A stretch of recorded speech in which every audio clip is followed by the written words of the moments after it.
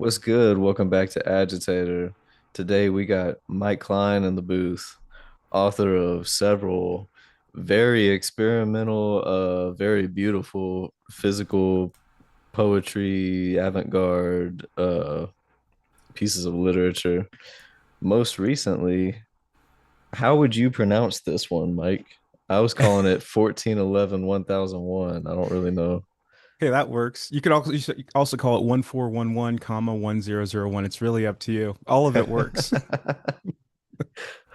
to throw in the comma that you pronounce the comma. The Yep. comma ain't silent. It can be silent, but I pronounce it. Well, what brought you to the show? For this show specifically. Yeah. So Gwen Hilton, I think, was one of your guests. I don't remember when. Was it a month or two ago? And Logan Berry, also, who I keep in contact with in Chicago. They both live in Chicago. They're always trying to get me to venture out and talk to more people about my writing, and I usually say no, thank you. But and I was familiar with the show Agitator. I'm familiar with you. I'm familiar with David Osborne, and they kept telling me that they think that this would be a really good fit just based on the topics that you usually cover, whether it's film or video games or pop culture, but not like standard pop culture. And then, of course, the writing aspect of it. So I personally never would have reached out because, as I mentioned, I don't really do that, but they both encouraged me to do it. So that's why I had sent out the initial email to both of you asking, your thoughts on having a discussion about basically anything. Hell yeah. Well, I'm glad you did because and by the way, this is our recent, I don't know. You've been on the employee roster for For what, the like a past year. year Like a now? year. Hell Yeah. yeah. He just made a year. He's Oh, employee of the month. Um congratulations. And is it Nick? Yeah, Nicholas or Nicholas? Nicky, whatever. Nick, I got into a legal case where people can't call me Nick more than like 400 times a year, and it's getting close. Like I got probably like 60 left, but you're good. Like don't worry about it. But Can I? and you won't get in trouble. I'll get in Well, trouble. I'm gonna use 30 of those 60 tonight. So Oh fuck, you fucking. All right, I'll let you, bro. thank you. I liked your poem, so I'll let you. Thank you. Uh, Thank you. Yeah, you're in good company. We love Gwen around here, so that's awesome. That Perfect. um yeah, I really dug what you sent us. And I see your work around a lot. The most familiar I've been was back when I think you did something similar to this, a limited kind of personalized print run of a little poetry book with a heavy emphasis on the physical release of it. And you did something for karaoke night at Daisuke's, and our boy Grant was hyping that up big time. And I was like, this looks crazy. You got like translucent paper in here and shit, and then like the nice pearlescent paper, and all the text looks cool. So I was like, what what do you think when you approach a book like as a concept, do you think of it from that physical side of it first, or do you like have shit that you've written and then you try to figure out what to do with it physically at some point? Like, what's the Hmm. chicken and the egg situation there? That's a great question. So that book came out with Self Fuck. That was the name of the press. Not around anymore, I don't think. But yeah, he would reach out. I forget his name, damn. But he would reach out to different people, ask them if they want to publish with the press, and then release any number from 30 to 50 books that would be limited, and he would do all of it by hand. But to answer your question, what comes first for me? Is it, do I have writing first and then think about the physicality? It's kind of both, in the sense that I know that in our sphere right now, a lot of writers tend to focus on just the writing aspect, and then they send it to a publisher, and the publisher gets it printed on print on demand, which I love print on demand because it makes it accessible to as many people in the world as possible. You don't have to worry about shipping. You don't have to worry about having boxes sitting behind you of books. You can just put it on a website and have people buy it from you. Um, for me, unfortunately, the ideas that I have in terms of how I want the text to look on the page and how I want the book to feel when you're holding it doesn't really translate to print on demand. I have a lot of books that have come out with presses, other than what you mentioned with the karaoke book, that are on print on demand, and I love them. But recently, and I'd say in the last 5 years or so, I've realized that there are ideas that I have that I kind of have to do myself, which kind of leads into why I did this release, the book that you were mentioning, that is just numbers, the 1411 comma 1001, because I have ideas with that where I want it to look a certain way, where there will still be a PDF offered, but there are things with it that I want that I think kind of link up with the writing as well. If it were done differently, it wouldn't resonate as strongly. So for me, it's both at the same time. And usually when I'm working on something, I edit it while I'm working on it, and when it's done, it's pretty much that's it. No edits allowed. Usually there are no edits given to me, and I kind of parse it down to the bare essentials. And of course, sometimes there are suggestions if I'm working with an editor or a press or anyone else. But for the main part, I spend so much time on whatever I'm working on that by the time it's done, I feel like the vision is so singular that taking anything out or adding anything will kind of completely destroy it. Yes, I fuck with that a lot. I'm a big advocate of just like write the shit and put it out. Right. And not not sloppily because that's not what you do at all, but you already have that vision of how you want to put it out, and once it's done, just off to the races with it. Yeah. What kind of shit are you into? Like, because that's I mean, you have such a strong aesthetic and such a I mean, you always have like a singular vision for what you're trying to put out there. So what kind of shit um influences you? That's a that's a question I could spend an hour answering. That's I mean, that's good. yeah, I mean, and feel free to jump in, both of you, as I get into this, because depending on the topic, whether it's video games or music or film or other writing, um, I would say that right now, specifically in this moment, as I've been writing, I kind of did a retrospective where I looked at the last stuff that I've done in the last 10 years and asked myself, where am I going with this? What have I been focusing on? What do I want to learn more about?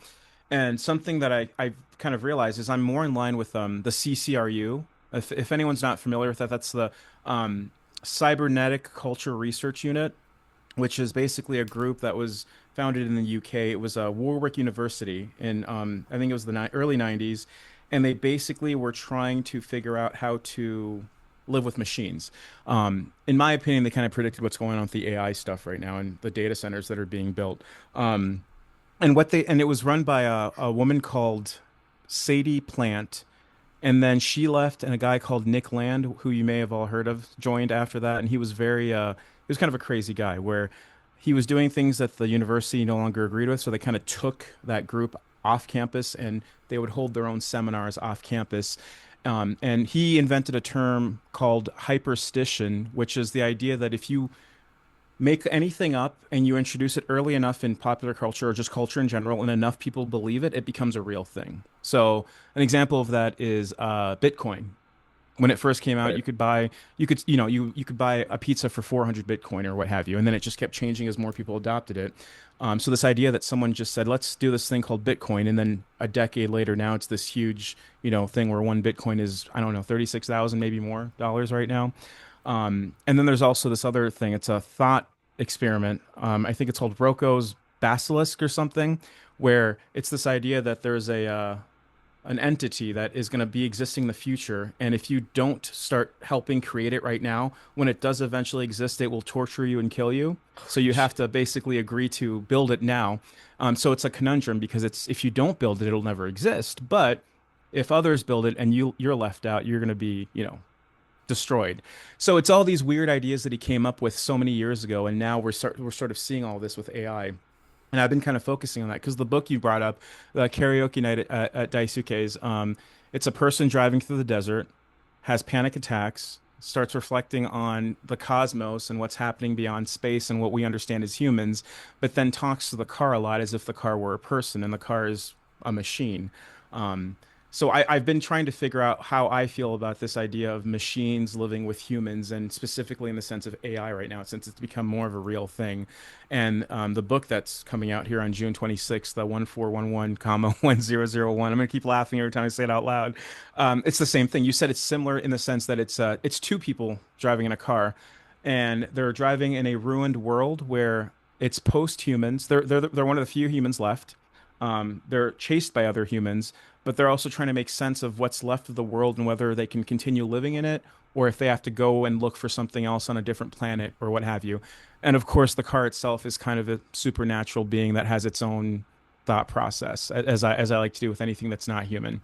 But as of right now, that's one of the main things I'm trying to sort of expand upon and unravel and try to incorporate more into my work to sort of see where it takes me. Where are you at in inventing this deity? Are you helping to try and bring it into existence, or are you gonna risk getting tortured? I thought about that. I'm just gonna sit back and watch. I'm gonna sit back, watch, and pretend that I don't know what it is. I think they call that an info hazard. It's one of those things where if you don't know about it, you're left out of it because it wasn't your fault. But if you do know about it, then you have to be involved. So I'm gonna pretend I never heard about it. You're kind of like a baby that gets to go to heaven That's exactly it. because yeah, Because I didn't know any better. yeah, you were just Casey Anthony. You didn't, it wasn't your fault. It was my fault. I was looking that way, not this way. You've got a we oh man, you just opened up like a whole can of worms.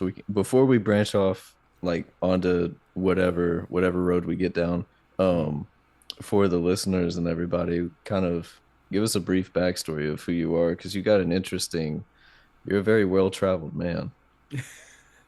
Well, how far back do you want me to go? Like back to baby times or more Day recent? one. What's that? Day Day one. one? Day Yeah, do you one? know how you were conceived? Yeah. No, no, I don't. We want pre-existence.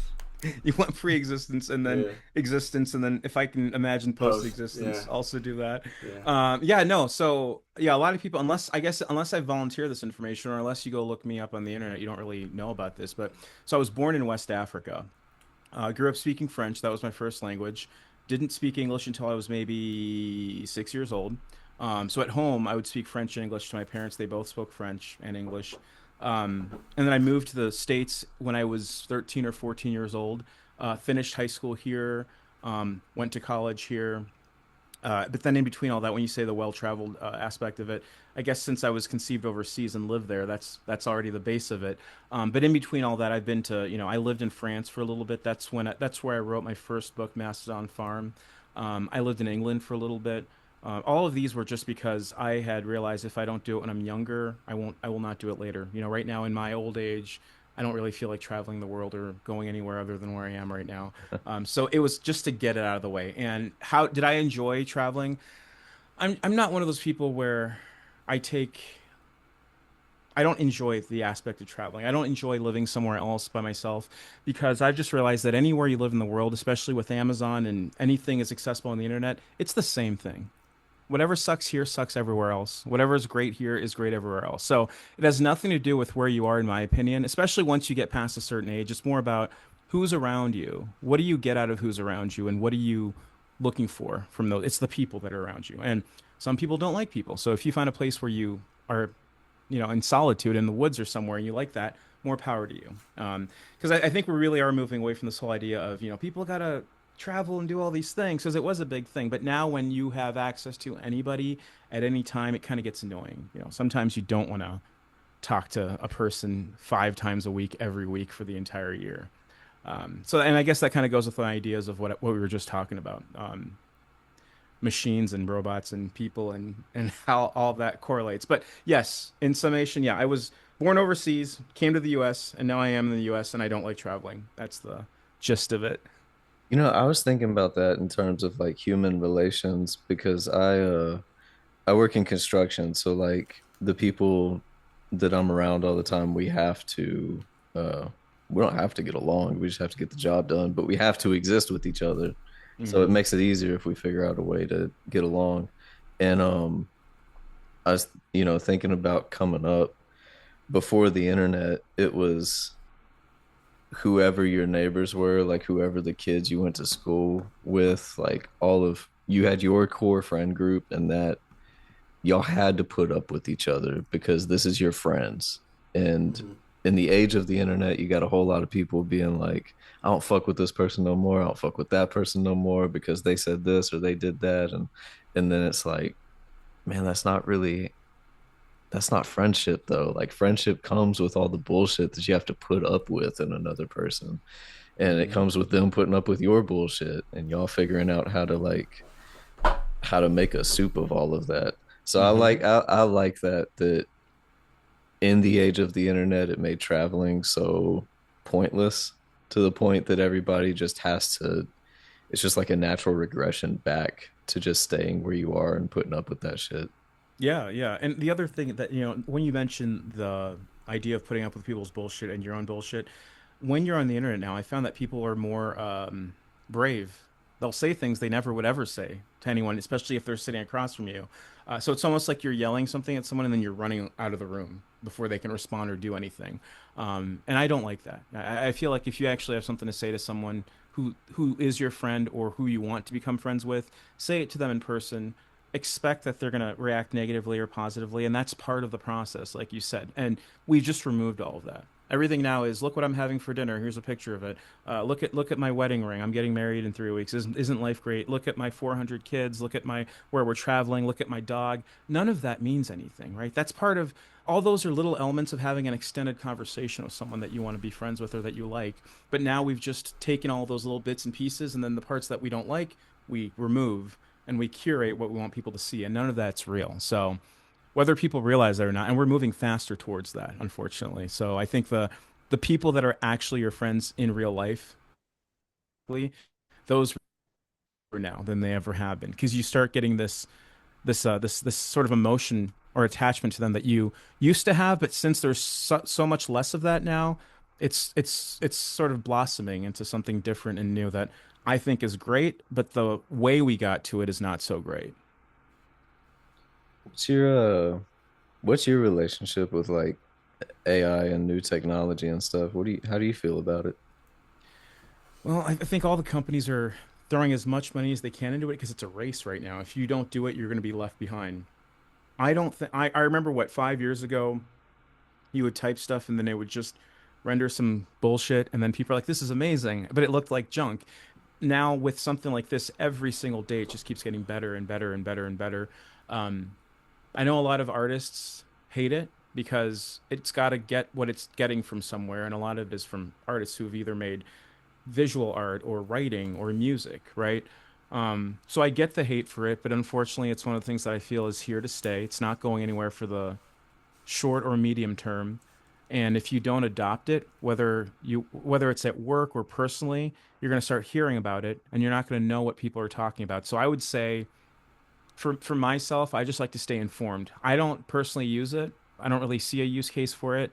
Will that ever change? I have no idea, but I like to stay informed because I want to know what people are talking about when they say something is going badly or something is going great in the realm of AI. I think we're still in the infancy of it. It's better than it was 5 years in terms of what it actually is. But because we're focused right now on all these companies creating the data centers, I think once those are done, and they've been running for 5 years, that's when we're going to start really knowing what's going on with this, where it's headed, and whether it's useless. Because the other problem is if you have 900 companies doing the same thing, they can't all exist. So Mm-mm. we're going to see a bunch of corporations going out of business on the AI side immediately because they can't keep up with the maintenance and the costs and the the I guess the competition. There's So going to it's be a lot of empty warehouses to skate in. that's exactly it. Yep. And then the prices for hard drives and RAM are going to go back down eventually. That's Yeah. what I'm looking forward to. But yeah, right now we're still it's happening. It's exploding really fast and anything we say is going to change in a year. I can't say I'm excited for it.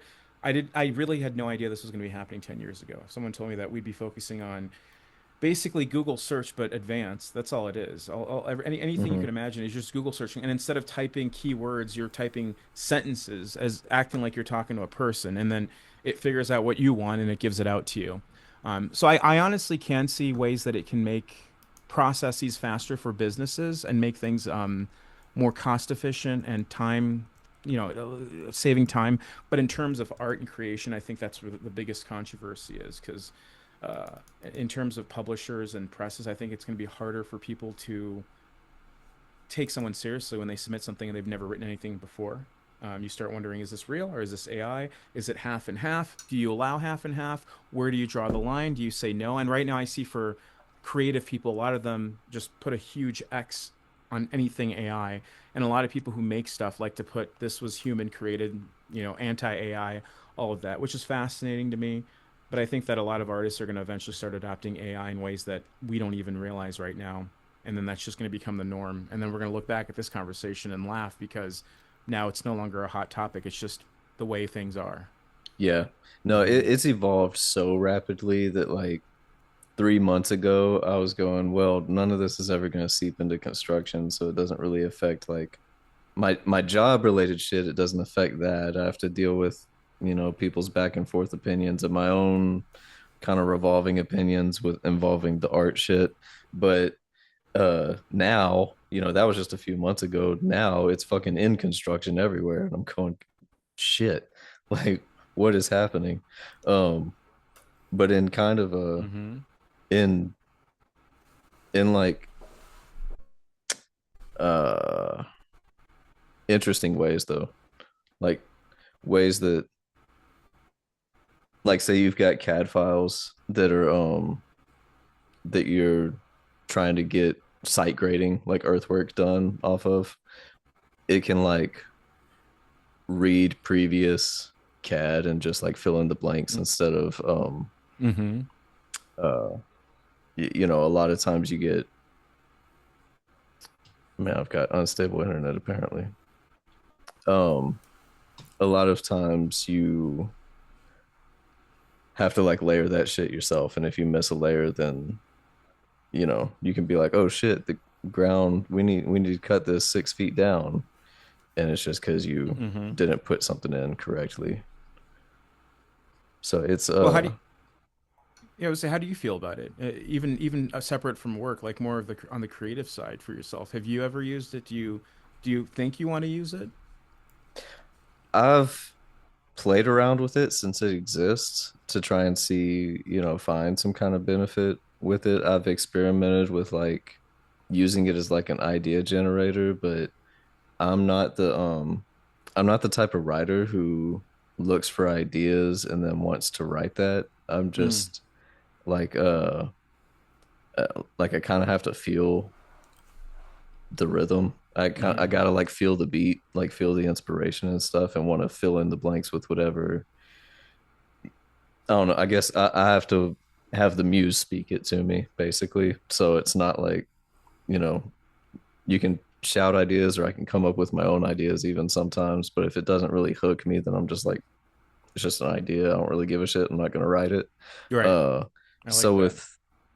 with AI, I'm like, yeah, I can come up with a bunch of random shit just off the cuff, but um and see an outline of that immediately, how would this look as like a narrative, but then I don't do anything with it because it's just like, well, that sucked all the fun out of it. Hmm. So Right.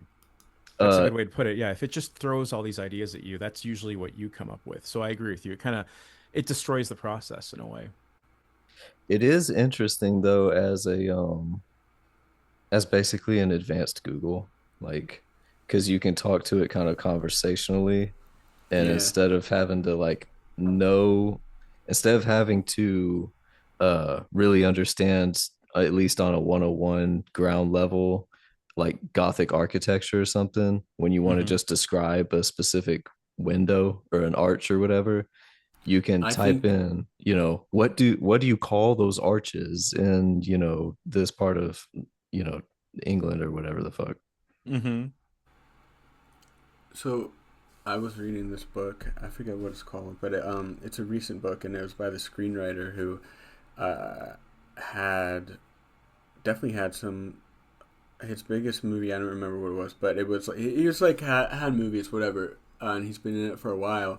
And he had a chapter on AI, and this was an interesting take that he uses it as an assistant. He's like, yeah, I've been in this business for like 20 some years, and I always wanted, there's guys who this is no different than hiring like an intern to do all the like the busy work. Like I tell them what I want, and it's just like it makes the description. Or and I was like, oh, that seems like a lot. And but I don't know, just I did understand his mindset, and I think that is what you're saying, Mike. Like you need to adapt, and like that probably like, and he said it actually, it like accelerated his like output by a bunch, and uh, I think it's definitely going to get to the point when, and actually reading the book, his book, like the rest of it, I could tell a lot of it was, I went at once I read that, then I clicked, I was like, oh, you also did that with this. Like, Mm. because, and it made me kind of like the book less, but I also was like, if you use it as an assistant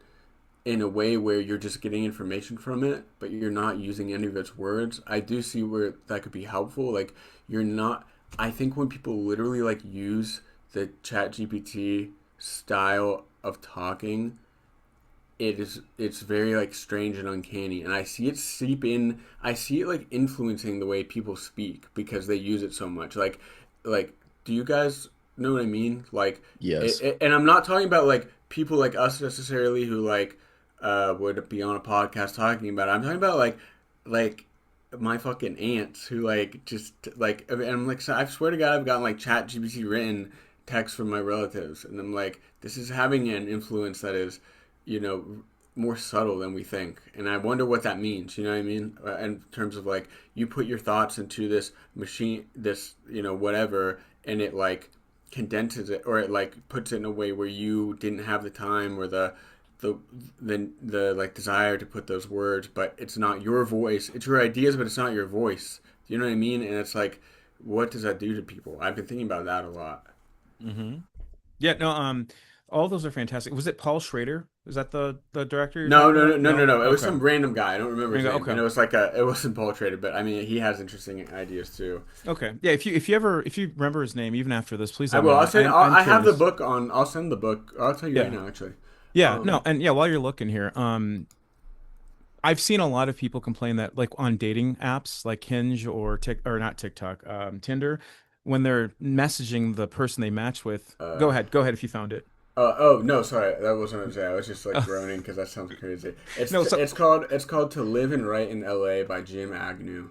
Um, oh, okay. Yeah, let it's me real. look at it. And it was like literally $2 on like Kindle or whatever. Okay. Yeah, no, I'm gonna look this up later. Thank you for bringing that up. But yeah, the dating thing. So people will say, they're flirting with each other on via text or whatever within the app, and you can tell to your point when you said your aunt is messaging you, you can sort of tell when it's Mm-hmm. Chat GPT as opposed to. You can also test it out because if you go in Chat GPT and type in whatever prompt, whatever you wrote, and they responded, it'll give you the same output. So right now you can very easily check that. And I think what it's doing, especially for kids these days, whether they're in college or high school, they're using that hard because it's making Mm-hmm. them it's allowing them to do less work. They don't have to, there are some schools that don't even give homework anymore because they want you to do work in the class because they know outside of the class you're going to be doing chat GPT. So I think that the next generation of kids, I'd say anyone who's 8 years old to 18 years old right now, they're going to be completely different from us. Yes, we always had people that are socially awkward or others who can't, you know, speak as eloquently as others, but it's going to be completely different now where you're going to be talking to people and they say, hold up, let me get my phone. Let me think of it. Let me get three answers and let me pick the best one to give it back to you. Everything is multiple choice. So it is changing people. And even your aunt who is older than that range I gave, they've decided that they like this because it's making thinking easier for them in the sense that they no longer have to think. And a lot of people believe that whatever chat GPT is giving them as an output is smarter than what they would ever come up with, which is not correct in my opinion. But by thinking that, it's making them think less. So that's not that you're becoming dumber or regressing. It's this idea that you're not exercising this part of your brain where you actually think. It's kind of what Kelby was saying, where it gives you ideas for writing. And if you're no longer coming up with ideas and you're just relying on this computer to do it for you, you stop doing it altogether. And every time you want to do something that you used to do on your own, you're just going to rely on that thing. And a last point here that's interesting that I forgot to say earlier is there's a lot of jobs that exist now that wouldn't exist without AI, where it's literally people telling you how to talk to the AI so it can give you more of what you want. Where they teach you what prompts you can come up with, where they teach you what you can write for image generation so it looks more like what you're looking for. So, again, I can't think of something similar that has happened in the last 20 years where it's a brand new thing that is creating jobs, but at the same time, for every one job it creates, it's eliminating thousands of jobs. Essentially, this is the computer saying I'm trying to get humans out of the way so that I can do things as perfectly as possible. And I'm not talking about some like, a Terminator shit where robots are going to rise and destroy us, but it's going to eliminate jobs where it's going to be this weird thing where a lot of people that used to have jobs aren't going to be working anymore because the company that they work for has decided the computer does it better than they did. Whether that's true or not doesn't matter because the company gets to decide that. And that's what we're going to be seeing a lot of. And I have no idea how these kids are going to be getting jobs in 10 or 15 years unless they are doing something that's literally related to the AI, or they can make a job where they are assisting the AI, where they're becoming the assistant for the AI and enabling the AI to become better. It's a scary future. It's yeah, it's bizarre, but I think it like at least on like the visual art side, I think it actually increases the value of visual artists because in a world where well, because then you start to value things that are made by humans, and that's whether you're pro AI or anti AI or just indifferent to it. You still, hand drawn, handmade, or just human produced, even with using different technology and all kinds of stuff on whatever size budget, it becomes more valuable because what's going to saturate the market is not that. So like Mm-hmm.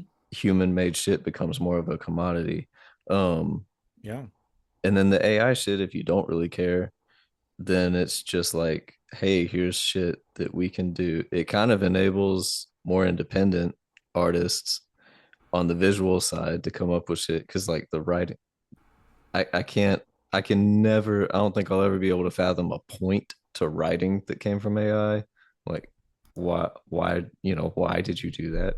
But I could see like a movie, like even a cartoon. If you're just like a dude who's like, I have this crazy anime idea, but there's no way in a million years that I would ever make an anime. And they could just like make an anime and Mm-hmm. it's like fucking badass. It's like why would you deny that dude the ability to do that? Like maybe it's tight. Yeah. Yeah. So the example right there with the anime thing, you're absolutely right. There's people that have fantastic movie ideas or animation ideas that they don't know anyone who could help them, or they don't have the resources. So that's an example of why I think AI is never going to go away, because you're going to have people like that who actually use it brilliantly, and you get to see the side of them that you never would have seen otherwise, because they could never manifest that. It's also interesting how I don't think that, like on Amazon, there's no category for AI written book, because nobody wants to read that. If you know a book is 100% AI, you're like, just like what Nick was saying when he found out that that book was mostly written by AI. When he figured out that that's what happened, he liked it less, and that's kind of where we are right now. Um, but I also, there's little things where I wonder if someone has written something 100%, the draft is 100% them, and then they use AI as an assistant to edit it and parse it down or whatever. Does that change it? Because at that point, that person can just say, do a complete rewrite. Here's Um, Go ahead. so here's my I think that there are a lot. This is the one thing I think AI will level the playing field on, and you know, a lot of people grow up uh, and don't get the proper education for like grammar and spelling and all that shit, and so they may have fantastic ideas and be very good writers, but for whatever like they're held back by that, and I think this is good for just fixing that and learning from that too, because you can literally see, you know what I mean. And I've talked. I work at a library, so I've like, I don't know. I've had these discussions with, and it's next to it, like a senior center. So I've like Hmm. had to explain kind of like AI to them, like a lot of older people coming in just confused and wanting to know more about it. And I think if you use it like purely as like a like very advanced like spell check or like grammar check, that will take like to the next, because really I like think people who are like snobs about grammar and spelling, they, oh, I have 5 grammar checks. I'm like, who gives a fuck? Did you like if I'm engrossed in a story, I don't notice that shit. Like Hmm. I wouldn't like I don't I maybe I'm a bad reader for that, but like I never would notice anything like that, because if I like it and the writing's good, like it's gonna bypass that. But some writing you want to have all the rules, like you, and like I don't know. I think with this, like you can conquer a rigid system that already has like rules you have to follow with that and learn, and not just like copy and paste it. Not, I think you should learn from it so you can see what you did wrong and then what it's feeding back. And if it sounds right, it's good. But I don't know. I think that's funny to me that Hmm. people are like grammar crazy and rule crazy with writing, especially fiction. Because I'm like, it doesn't matter. But Yeah, no, I mean, we're on the surface level right now where I think the longer this lasts, the more unique use cases we're going to have, like what you said, whether it's at a library or a senior center, and people are like, I don't know how to write, and you're like, yes, you can. What idea do you have? And even just telling them, give me a one sentence prompt, and then showing them AI write a whole thing for them, and then like you Yeah, said, if they start reading that stuff, they're like, oh. So that's how I could have thought, to put A, B, C, D together to yeah, put it on a piece of, exactly. right? Because someone can try to teach you that, but there's I think plot points for for everything. certain kinds of people who are or learn in that way, that's gonna be like, and they're not gonna use it as I made this AI book and this book. They're going to use it as a tool to Right, like right. level it up and get it in to just get it in a shape that maybe they just couldn't do by themselves. I don't know, Yeah, because basically, yeah, it shows them how they got how two and two equals four. They yeah, just don't yeah, understand how you exactly. get to four. Yeah, yeah. No, that totally makes sense. That's absolutely right. Um, and also, I was going to say the one thing I think they call it agentic, where basically, so if I take all of Kelby's books and I Uh, upload them to an AI thing, and I can say study these, and it takes a quarter of a second because it's a computer. Then I yeah, say write me a book about mechs written in the style of Kelby. It'll write me a 200-page book that sounds exactly like him. And the thing is, I thought about this. Like, what if it sounds better than like if I told him to write a book about mechs, like Kelby, if I said write a book about mechs, you did it, and then the AI did it using your voice, what would happen if the AI book actually sounds more like you and better than you than actually you? And that's why I start wondering because it originates from you. It got all of it from your previous work, Uh-huh. but the fact that now it figured out where it thinks you want to go with it and what you would do in a way that you wouldn't have thought about it. That's why I start wondering how does that fuck with like the writer? Because I know people are going to start trying to test that with their own writing and That's see the what it thing. does. That's the thing is it becomes like a dance. It's like, here's the way I can dance with this idea, and here's my mech novel out of that. And then here is something that evolved in the thing is it evolved um with the literature only, with Mm, like the ideas, the story, the narrative style, the voice, the choice of dialogue, like the vocabulary. It evolved from that, but none of the experience or the dances that I did with the ideas to produce that before.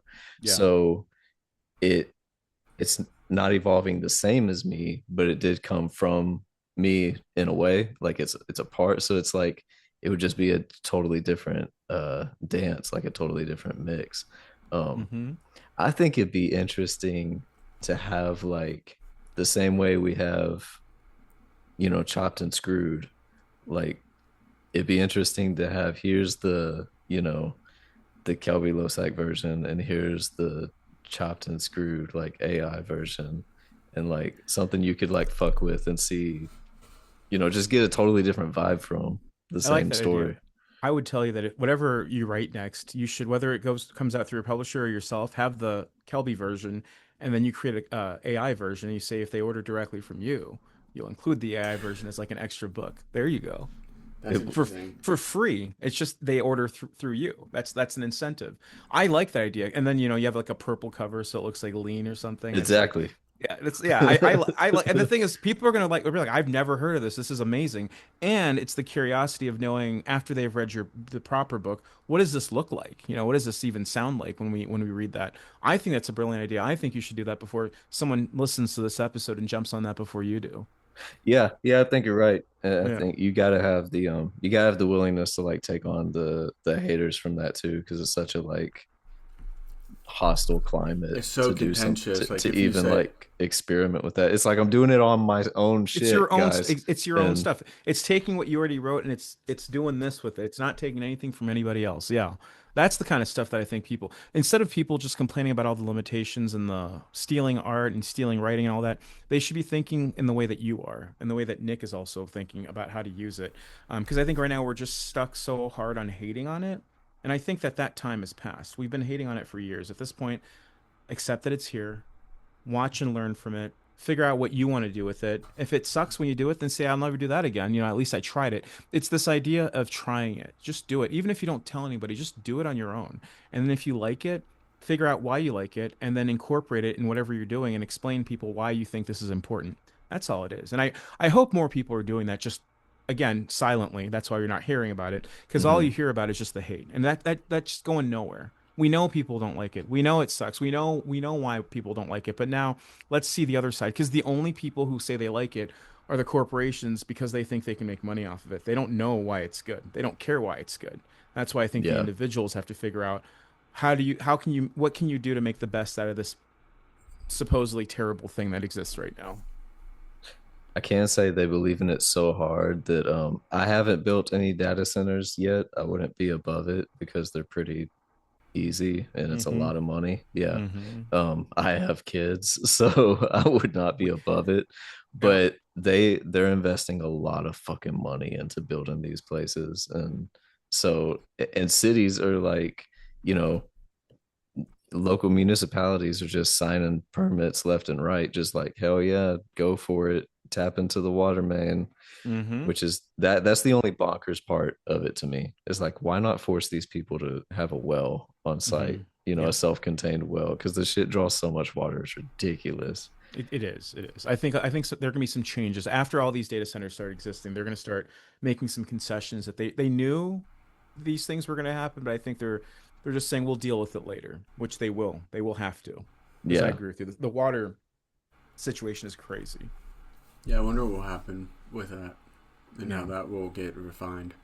Because I think Mm-hmm. actually, that is the one big thing, and like that is pretty fucked up. That is, you know, has a lot affects a lot of people. Like literally, not in like the sense we're talking about, where it's like, oh wow, will this damage like social, on a like more out there level. But that's Mm-hmm. like physically like fucking up your water supply, which is really bad. And Yeah. makes it like as real as it actually is. Yeah, yeah. I would say with all the hate, that's the one that, like you said, because it's real, because it's already happening, because it's going to get worse. That's the one that I don't think there's any argument. Yeah. There needs to be a better way to do it, and right I, now we don't care. the argument or the when people get like all up in arms about it on like a purely artistic level, I'm like, you need like you're already like 10 million steps behind because this is gonna go and the right artists are gonna use it in a way that like you might make you don't know like if you're just so against it and then you find out what if you find out like an album you really like a piece of it was like they use the AI like tool brush in Photoshop. Are you gonna like you're not gonna listen to it? Like I know people like that who probably would do that, and I'm Hmm. like you're fucking like you're getting left behind. Well, Like yeah, I mean, that's a good example. Kelby will come out with his chop and screwed version of the MacBook, and I'll say, God damn it, I wish I had done that. It's exactly yeah, like Yeah. that. It's because you got to put yourself out there. Some of the things, I think a lot of artists are going to try to do things where they say, I did this with AI, and not all of it's going to go well. Some of it's going to be bad. They're going to get backlash, and I think that's what they're afraid of because then it tarnishes their name or whatever. But then you have other examples of people that are going to do separate things that they're actually going to work. And I think we need to see this. We need to see an amalgamation of different ideas that people are doing because you can only start refining them once they're out there. So I think we're eventually going to get there. It just hasn't happened as soon as I thought. Well, again, like I said, people are just still hung up on this whole I hate AI and blah blah blah. And YouTube videos about AI for artists, it's just them finding Instagram accounts saying this guy stole this and this woman stole this, and it's like what, this is all you're doing. And I get it; it drives clicks, it gets content. Same thing you were saying, Kelby. People got to eat. You got kids, so they're making these videos because they know people are going to react to them. But no Yeah. one is actually doing the hard work and focusing on the whole aspect of this is here to stay. What can we do with it, and how can this actually help us? But we'll get there. Yeah. yeah. I Yeah. think in other areas like art is going to be the last one where it's like welcome and maybe never be welcome, but like I mean you look at shit like tech hospital like things like that. There's other places that are really embracing, and I know it's mostly like workplace things, but that trickles down, and they are really embracing it in a way that is fascinating. Like I went to San Francisco in January, and just I mean, obviously that's fucking like the center of it, but the just like very constant advertising for all sorts of different AI, like just like everything you can think of everywhere, Mm. benches, like just literally everywhere, and it was interesting because like they don't got that shit where I'm at like at Right. all. Right. Yeah. Yeah, and that's going to be becoming more prevalent. You'll have you'll have billboards that are going to be advertising AI functionality in Idaho, because Yeah. it's going to be it's just like broadband internet when it first came out. San Francisco, all New York, they were the big cities that got fast internet. Then everyone started getting it. To this day, there are people who still have old internet, but eventually everyone's going to get the fast internet. Same thing with AI. Everyone's going to farms are going to start using it with their combines Oh and yeah. everything. Yeah. So if they aren't already, I think they probably already are. Yes, they yeah, farms are crazy right now with they were one of the first to adopt drones um Mm-hmm. and AI for sure to try and like figure out the perfect, crop formula for that specific location. Like Yeah. how do I reap the most? Because I mean that's an even heavier demand because with all of, big farm, it's driving out actual farmers and shit. And Oh yeah. more and more regulations on the food is actually making it worse for the people who grow it and the people who make the good shit. Yeah. And Well, the crazy thing is just we could if we had a conversation about AI 5 years ago, it would be more speculative. But right now, everything we're talking about is actually happening. Like we're seeing it, we're experiencing it. It's happening, and it's going to keep growing. And it's like, for example, there's a data center that's being built near me here, and they said it's been happening for a year, but they say it's going to be 5 more years before it's done because you got to do the excavation, the land, the terraforming. Um, they already have some of the structures up or the skeletons for them, and they're huge. And they must have, I don't know, they've got the biggest I don't know any of the construction terminology here, but they got these trucks that have wheels that are the size of buildings, and they've got like 40 of them out there. Usually you only see one of them, 40 of them. And of course this is clogging up the traffic. Everybody hates it. You have signs on people's lawns saying, I'm anti AI, I hate this. But just like with anything this grand, you're always going to have the opposers. But it is interesting where, again, I think that for myself, this is the first thing I've seen that is at this level that's affecting literally the entire world, and people are actually reacting to it in real life and online. it makes you really think what made us feel more comfortable with each other in the first place. Like, how Nikki brought up AI medical shit. There's on one hand the people who are like, wow, we're making so much advances in medicine and Mm. medical technology and shit thanks to AI. And then there's the people who are like, I don't want a robot diagnosing me. But it's Mm-hmm. like, okay, but you trust like my redneck cousin to diagnose you just because he went to college? What do you Right. Right. That's a great question. That I don't know the answer, and that's a question that should be asked because just because that person is human doesn't mean they're doing it better than a robot, right? And just because that robot is a robot doesn't mean it doesn't know exactly what you need better than a human could. So it's Yeah. that whole idea of how far do you go with a robot? What do you allow a robot to do for you? Whether it's the robot diagnosis or just rewriting something for you, or I mean, we've already been doing this for decades now. Robots recommending things for you. That's what the algorithm is on YouTube Right. and, mm-hmm. and Netflix. But we were okay with that because it was giving us things that we enjoy. It's like, here's what I think you might like, as opposed to let me stick my finger in you now and tell you what's wrong with you and with the computer in my head. But we are going to get to that point where doctors are going to be relying on robot assistants where even in surgery they have like the tiniest cameras going in. So it's more prevalent than we think. The more we talk about it, the more we realize that it's actually ingrained in a lot of different things already, and it's just keeping on. It's just getting better and better and better. And no one can argue why don't we just keep doing more of this because it's positive, all of it. It's just allowing robots to do things that humans couldn't do.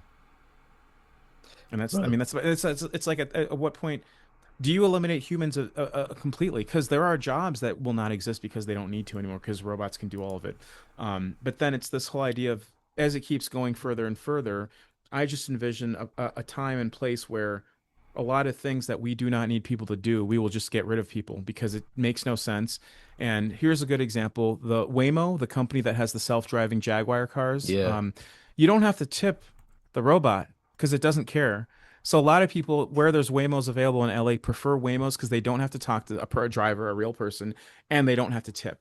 So little things like that are also what's going to cause the general populace to tip over on whether they like robots or not. If it means they're spending less of their own money because they don't have to tip that person or that robot rather, and if it also means they don't have to interact with someone, they can just sit and be in silence like they want to, That's going to drive that. And that's something that even the quietest driver human will still say hello or something else to you. And you're like, oh, shut up. I don't want to talk to you. The Waymo would never do this. So little things like that that we're not realizing. What do you think is going to come of that? Like with the when more and more um like real jobs are just wiped out seemingly overnight. Universal basic income, I just do not see being a thing in America. That's not happening. No. But we there's always been, I mean, throughout that's just social progress, but we're seeing it on such a more rapid scale than any other time in history. But that's always had like there's always been this new invention makes this job irrelevant, Hmm. and we got to adjust, we catch up. Like where do you see how do we adjust to something that happens so rapidly though? Well, that's the problem. Like you said, this has always been happening, but for the first time in history, this has been happening at such a pace that we can't just say it'll naturally find its place because it's going so fast that we're not keeping up with it. The machines are just doing it. At this point, they're looping, they're doing a self loop thing where they're talking to themselves and getting better and better and better and better, and we just can't keep up. And I think Apple has been doing this. They were the first to adopt this whole idea of just replacing things very quickly with the Apple iPhone, where every 18 months a new version comes out, or even less than that. I think it's every 9 months now, and we've adopted that. We've shown as humans that we're willing to stand in line for 6 hours every 9 months to get the newest phone, whether it doesn't even make sense. It does the same thing. It just has a bigger camera this time, but you still want it just because it's the newest thing.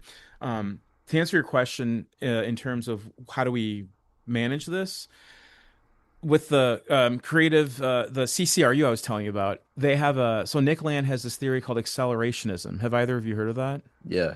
Yeah, yeah. So for anyone who's listening and doesn't know what that is, it's basically what Kelby's talking about. Things are moving very fast. Robots are taking over. Machines are doing things better than we can. Jobs are being eliminated. What do you do with the segment of the population in 50 years who isn't working and they don't have the skills for whatever jobs are available because what they used to do no longer is relevant? So there's two sides to accelerationism. Nick Land believes that you have to basically let it keep going as fast as it's going, and then eventually it'll implode, and then we have to start all over. Now, is this tens of thousands of years in the future? Probably. The problem with this and the controversy is it's more right leaning. It's a right idea. So there's a lot of controversies in terms of equality with people and how certain people do things better than others, and that's why it's a little problematic because he believes also that if we get to that right now, he believes like in a feudal system where if there's a ruler, you have to do whatever they tell you, and if you don't like it, you can just punch out and go somewhere else, go find a different ruler. But you always got to be under a ruler, and you're not allowed to talk or say anything. You don't have an opinion about anything. So he's treating humans as robots themselves.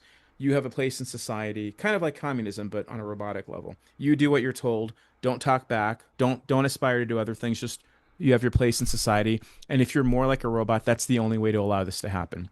The other side of it is on the left, and that's Mark Fisher. He's also another philosopher who's passed away, but he says that we know it's here, we know it's going to stay, we know it's not going anywhere. So why don't we employ it in a way where it actually benefits us? So he's saying instead of pushing computers to be doing everything that we used to do, why don't we figure it out what they can do and what we can do that can help them so that there's like this sort of symbiotic relationship with robots and humans where no matter what happens in 10 or 15 or 20 years, it's always going to be a picture of humans with robot next to each other helping each other out.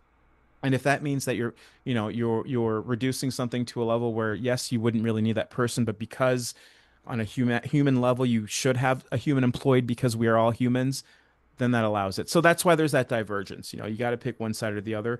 Personally, what do I think is going to happen? If things remain the way they are right now in the country, I think it's going to be more of that whole one ruler tells everyone what to do, no matter what. If that goes away, there's more of a chance for living harmoniously with robots, but I still think it's too early. I have no idea. There could be um, a third scenario that pops up in the next 3 or 4 or 5 years.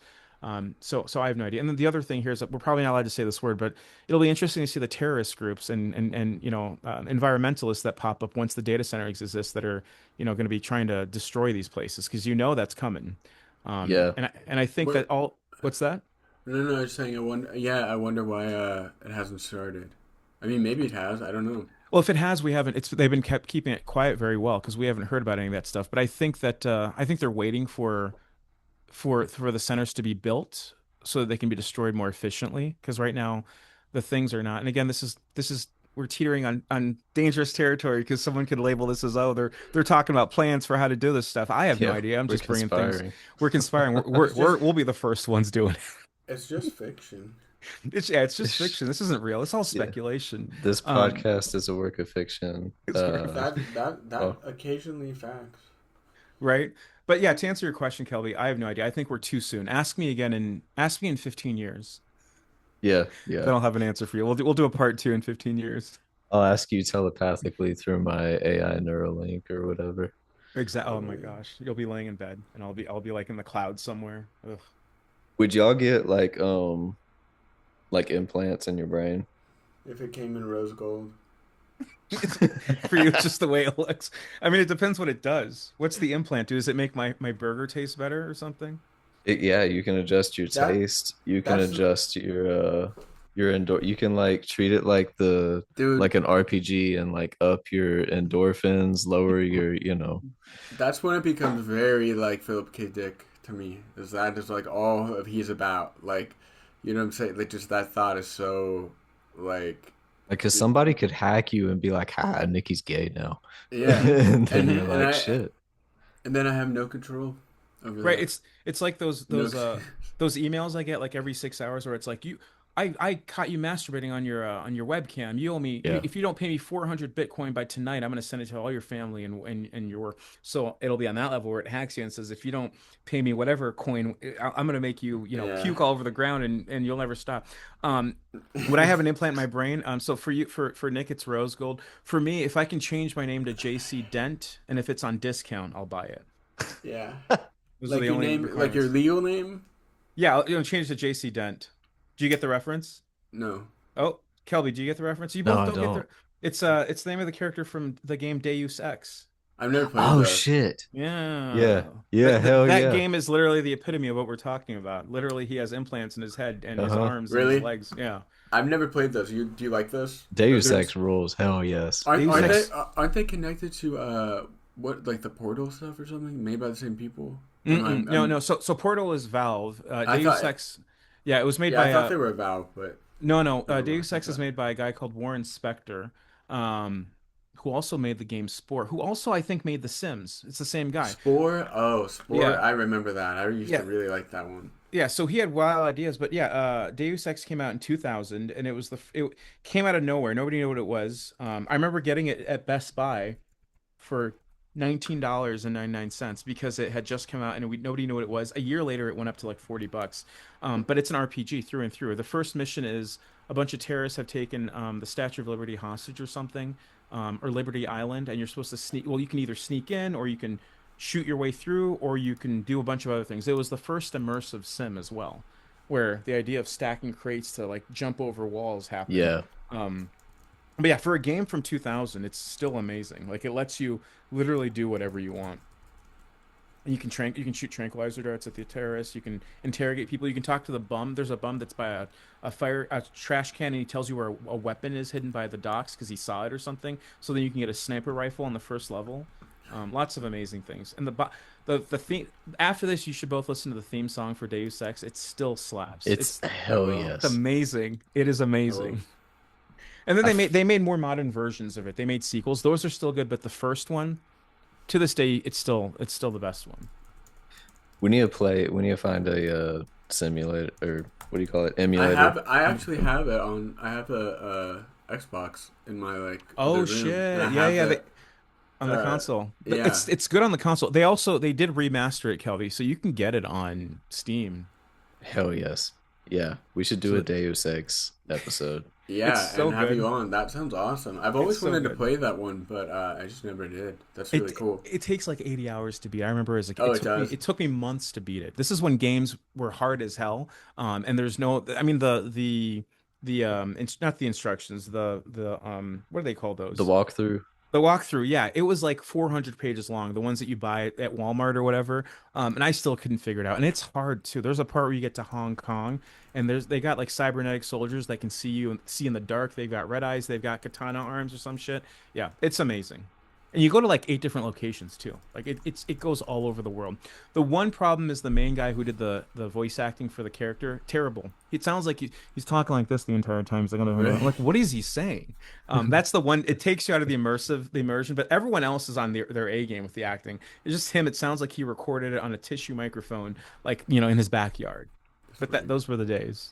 What What other are Oh, sorry. Go ahead. we were Go. gonna ask the same question. Yeah. I don't know what Oh, the question is. You both interrupted each other. well, now that there was supposed to be a third person who formed to ask the question, but Oh shoot. she's late. But I don't know. Sometimes she's late when that happens. Wait, is this real? There's a third person joining, or are you No, pulling no, away? no. Like when on the show when we like are both saying the same thing, usually like a third form materializes and finishes the Oh, sentence. I haven't listened to But those she, episodes but yet. she, I know she's late. She's been like kind of slacking. She's having like a baby. But anyway, I'll just say, what kind of video games do you like? Like, well, give us some like video. I also still want to talk about your poem because I really, really enjoyed it, and it Yeah. reminded me of a couple things. Yeah, absolutely. We can. Yeah, we can. I mean, you both lead the conversation. If you say enough of this, let's go to the next thing. Go ahead. I'm not opposed to that. But video games. Have you both heard of RimWorld? No. So RimWorld is basically you're a colony in the far, far future, like millions of years in the future, and you crash land on some random planet, and you just have to try and survive. And the reason it's good is because every single pawn that you have has a unique personality and wants and needs and desires, and you don't actually control them. You say, I want this part of the ground to be a farm and this part to be a house, and then they just do it when they feel like it. So then you sort of have to appease them. The art style is bullshit. But it's one of the deepest games I've ever played in terms of just how people like. You can shoot someone's middle toe off, and then if you do that, it's permanent. So if you hover over them, it'll say middle toe was shut off, shot off, and then you can replace that with like a bionic toe made out of wood or some type of metal, whatever you can find on the planet. And then you can do implants as well. You can implant things in their heads, but of course you have to research the technology. So it's one of these games that never ends. Basically, you can do whatever you want with it. Helldivers 2 is another one that I played for a while. It's a multiplayer game. I don't really play multiplayer games, but you just land on planets and you shoot robots and insects, giant bugs. So it's kind of like Like Starship Troopers. Hell Starship yeah. Troopers and Terminator put together. And I was like, that's amazing. Let's do that. So I played that for a couple months. I played Baldur's Gate 3 when it first came out. Well, actually, before it came out, it was the early release. I played that for a couple years. Um, and I was playing Top Spin 2K25 this afternoon, the tennis game. Hell yeah. I don't know what my problem is. I fucking love tennis. There was Do you like table tennis. Mario Tennis? Have you played that? I've played that. I don't like it. I didn't Mario Tennis on the Switch. It removed all the features that existed on the GameCube version and the N64 versions. I did not like the Switch version. They made a new one called something else. That might be better. It really didn't have a lot of features on there. I'm not about the realistic aspect of it. I just like the idea of running back and hitting a ball back and forth and trying to run left and right to try to fool people. Is Nick still there? Yeah, yeah, Yeah, I'm here. he's Okay. I just Okay. one Uh, second. and then let me see what's one last game I've been playing that I really like. You know what? I got Steam right here. Let's pull it up. What Watch. also? What about any like upcoming things you're excited for? Because a bunch of cool stuff just got announced. I think like that Resident Evil, Code Right. Veronica remake looks cool. I saw that. Yeah, the Resident Evil games. I'd rather watch one of you play it rather than me play it. I get really scared by That's games. how I feel sometimes. Like Yeah, so it's like it's I like the idea of it, and the thing is, like the first Resident Evil is the one where you're walking down the corridor, and it's like the fixed camera, right? So you have to Hmm. walk in a certain way, and there's dogs that jump through the window, and it's so scary. loud. Yeah, that marked me forever. So that I've game, never. it's pretty impressive that the original Resident Evil is still like legit scary. Like that's like a masterpiece. Like that's fucking crazy. It looks like shit compared Hmm. to like literally anything now, but it's Right. the tension and the way that the cameras are so static and you literally don't know what's coming and because it's kind of fucking hard to shoot because it's like The tank frustrating. controls. Yep. Yeah, it's so Yeah. crazy. Yep. And It's still scary though, which is It really is. It was cool. well done. It's about the vibes more than the Yeah. visuals. Like you said, it looks like shit, but the vibes. The last, I mean, for upcoming games, we'd have to do a separate podcast for that. But for one other game that I play that's really unique and weird, and I hope that you both either have already played it or will play it, it's Cruelty Squad. No, I haven't heard of it. So that's Oh, a fir- yeah. yeah, So I've yeah, seen that. I haven't been able to play it yet, but I've seen this. It is yes, like top of my list next to Skate World. yes, I want to play those so bad. yep, yep. So yeah, so Cruelty Squad, you're a hitman. Um, Oh, but the this looks craze, and it awesome. looks like a headache, like, but that's the point. And also, like, when you reload, to reload the gun, you have to like hit the right mouse button, and then you have to like literally move your arm up and down to reload. It's very annoying. And then also there's a grappling hook, but it's made out of your intestine or something. And if you keep dying, it makes the game easier for you, and then it like changes the border of your vision, and it calls it something. It's got a lot of weird lore to it. It's very hard. I played like 30 hours of it. I never got past level 2. Um, Whoa. but it's really good. It It's looks just like LSD's Dream Simulator. yes, yeah, Like, yeah. Just in terms of like what people come up with, that's like at the top of my list. It's like I never would imagine that something that purposely really looks cool. shitty is so good. Um, so yeah, those are my current like recommendations slash what I've been playing. That's cool. There's Thank been you. like a resurgence of that shit in indie games, like shit that looks more like Doom or Hmm. uh Warcraft era. Yeah, yeah. The old look, the old feel, like blocky textures. Like for the shooters, boomer shooters, a lot of them, even the way they feel when you play them. Dusk is an example where it feels like Doom, or Quake, where you just jump around really fast. Because I think they had a thing called bunny hopping in Quake, where if you just keep jumping at the same intervals, you start going really fast, and that's how a lot of speedrunners beat Quake levels now. Mm. Yeah. I remember What hating those what games when I was a kid, but now I love them. what do you think about the like speedrunners and streamers who make video games into like a much more I think it's interesting how I'm not using warp in a like a bad sense. They just take it into like a competitive arena that is just really interesting to me. Even when it's not competitive, and also the people who are just streaming it, and you're getting this like secondhand experience. You're basically experiencing that, whether it's through like a speedrunner or a streamer, whatever. I know they're often the same thing, but like you're experiencing them to like experience the video game. You're not experiencing. A lot of people do that, and I didn't realize Hmm. that until recently. So my coworker showed me like Steam. I never really looked at it, and I was like, "What the fuck?" It was like 3 p.m. on like a Tuesday. I was like, "How are there so many people watching just some random person play a video game?" Hmm. And but it's I don't know. What are your thoughts on that? So two things. It shows these days you have less of that because all of these speedrunners are figuring out glitches and exploits in the game, because back in the old days you couldn't patch a game unless it was a computer game. When it comes out, if there's an issue with it on a cartridge, you're stuck with it. So it's all these people finding out ways to walk through invisible walls in the game. But to your point, there's leaderboards, there's websites of people that are literally hourly competing with each other to top each other and see who can be number one for whatever game it is. And I think there's a fundraising thing at once a year called it's either Games Done Quick (GDQ) or something else, where it's a bunch of speedrunners who go on site somewhere and they record themselves to see how fast they can beat a game. I think it's fascinating because it's showing people thinking about a game differently. They're no longer playing it for the fun. They're just trying to see how much they can get out of it after they've beat it a million times. And then when you hear them talk about why they're so captivated by the speedrunning aspect of a game, it kind of makes you wonder if you want to do it. I personally I don't think I'm wired that way. But there are some people, like when you watch them do it, it's like this person has rehearsed this a million times off screen. I can't even, like, people beating Halo in 4 minutes. People playing what was the game? Escape from Monkey Island, the adventure game, beating that in like 9 minutes or something. And then King's Quest. I remember you watch people because there's literally glitches and exploits, and like you see them like fast clicking when people are talking during the cutscenes, and then as soon as it's done, they're going to the top left of the screen where there's nothing, but somehow they get to the next level. I think Halo popularized that because Halo was the first game where you could play online, and then I mean, it captivated a huge audience.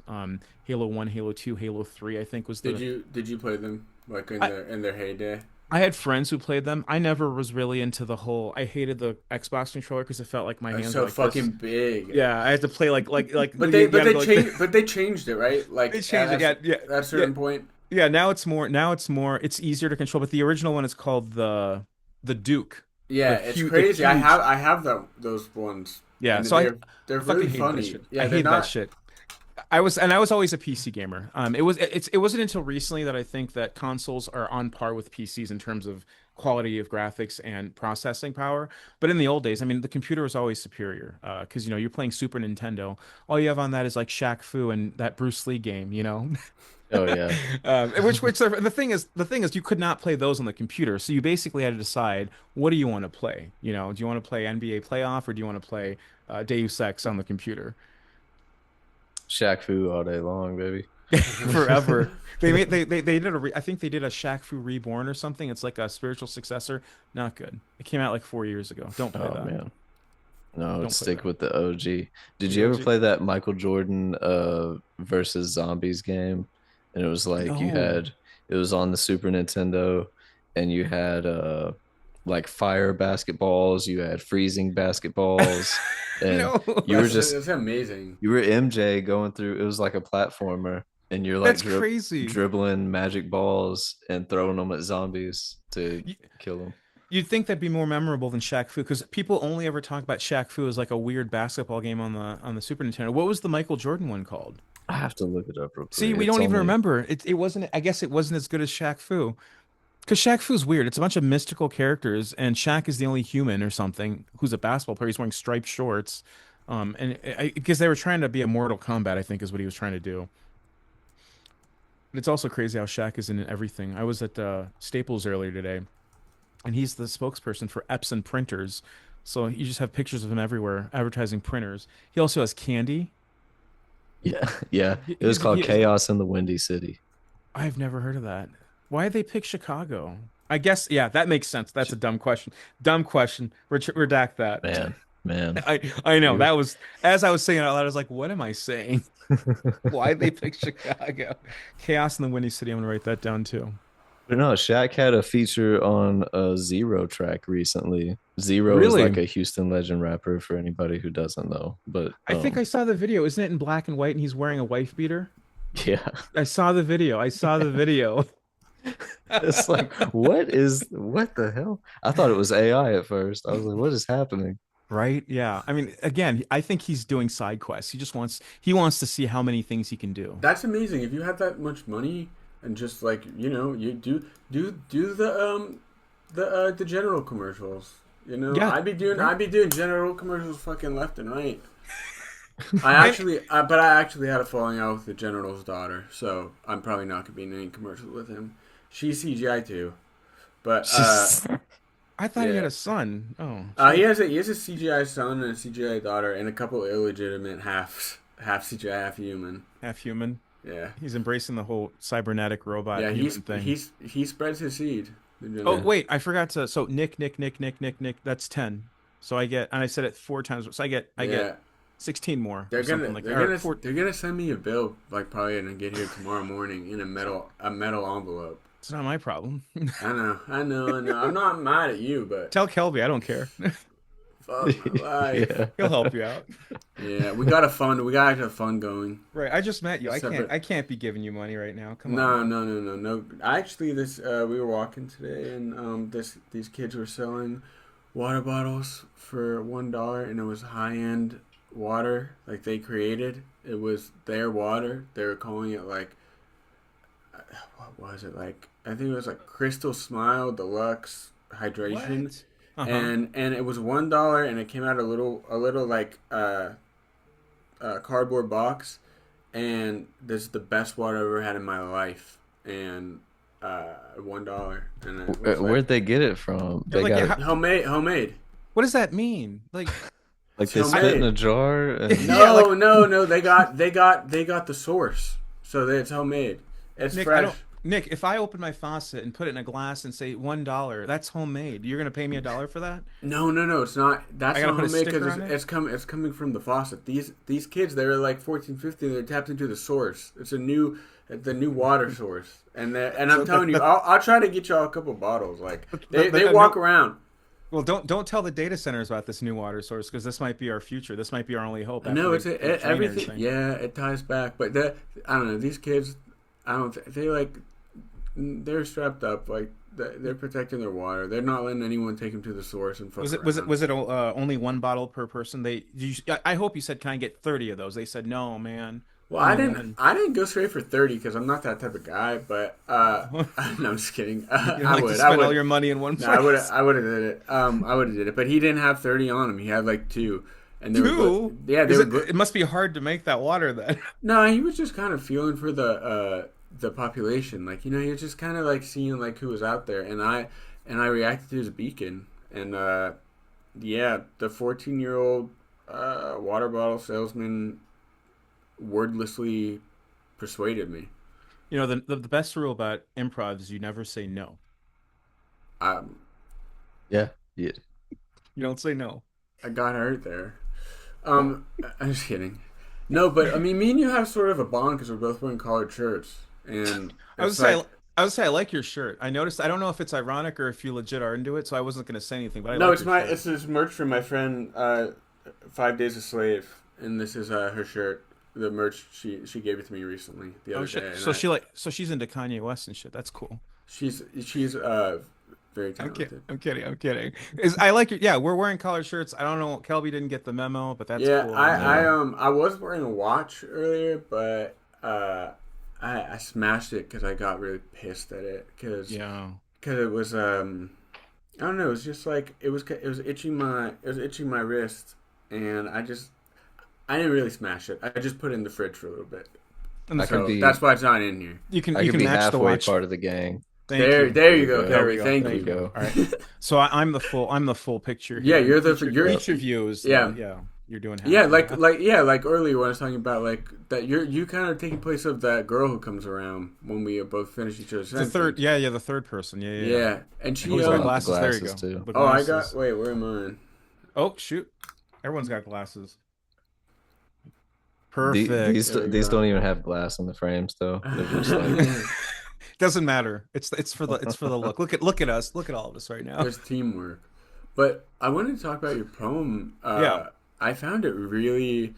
I usually don't like poetry, and unless it has like a narrative drive, like yours does, and like the one Mm. you sent. And um, but I thought because of the narrative drive, I just really like some of the sentences in there so much, and they were like very beautiful images. I screenshotted one that I wanted to talk about, Okay. or just shout out because I just thought it was really beautiful, and it was when you said. Um, Clouds from the sky are fusing with old frog from down below. I love that image. It was really beautiful, and it fit really well with like the just where it was at in the poem. Thank It's just you. like very interlaced. I don't know. Felt like reading that felt like like braiding hair or something in a good way, and Are you I good at really braiding liked hair? it. No, I'm not too good at it, but it just felt like if I was a master at it. Like you made me feel like I mastered braiding hair, and I didn't touch a single strand. Wow. That's the best.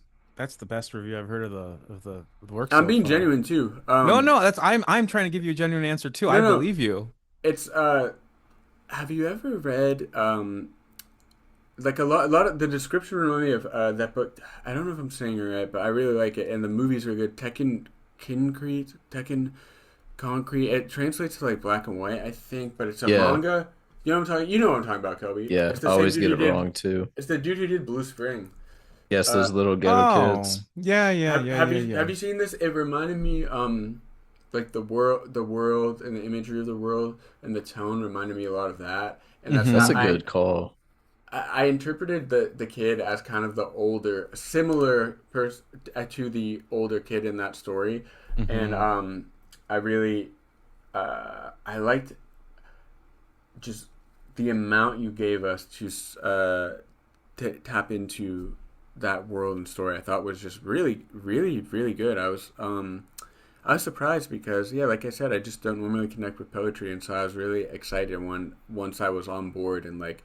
Uh, like by page like 4 or 5, it's like, oh, it's like, yeah, this is type of, would you consider it poetry like fully? Like, how do you describe, what you're doing here? Yeah, that's a great question. Well, thank you for all the positive reinforcement you just threw at me. I really appreciate that, and thank you for the honest critique and feedback as well. Oh, Um, well, I didn't. What was the critique? I mean, sorry, it wasn't a critique. It was the Tekon. Was it Oh how no, you oh, say? no! I just saying Think. comparison. It was Yeah, I. I It's know, a I know. good.